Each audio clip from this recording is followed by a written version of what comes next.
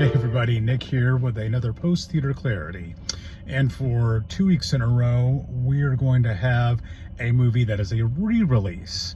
Last week, if you joined me and watched my little review, I talked about Spirited Away. But this year marks 40 years. For me, it's 40 years of my time on the Star. They turned 40 in February.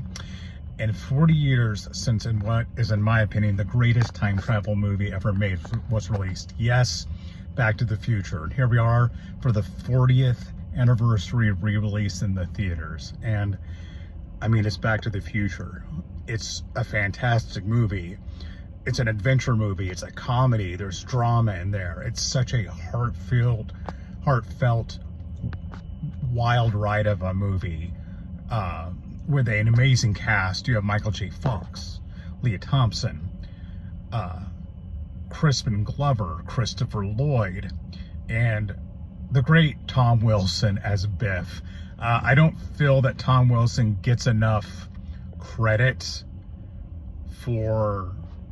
he doesn't get as much top billing as the other actors, even though he plays three movies. He plays 3 different characters and different versions of the same character.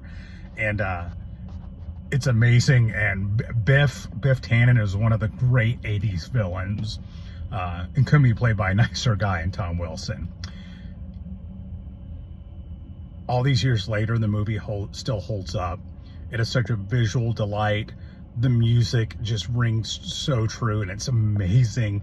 It's Back to the Future, and it's definitely something to experience on the big screen. This is one of my personal favorite movies, and I love it just as much as I did when I first saw it on TV many years ago. And it's great. You get a chance to go see it in the theater, I do recommend it, because wonderful. Quick aside real quick, do you know originally Back to the Future the original script was very, very different? Instead of the iconic DeLorean, the time machine was a old 50s refrigerator.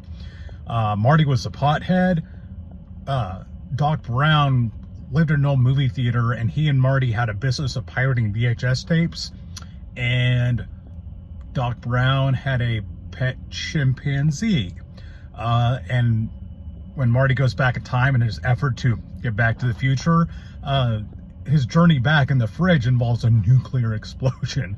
So ultimately what we got was quite a bit different and probably better, but I don't know, some part of me would have loved to have seen somebody tackle making the original script, which was wild. Anyway, I just want to share that. That's a fun bit of movie trivia I love. But Back to the Future, it's wonderful, it's excellent, it's amazing. I hope they re-release the other 2 when the time comes, because I am all in on getting to see all of these in the big screen. Thus far, this is the only one I've got to see in the big screen. Well, thank you for joining me, and join me next week, or I promise I'll tackle something new.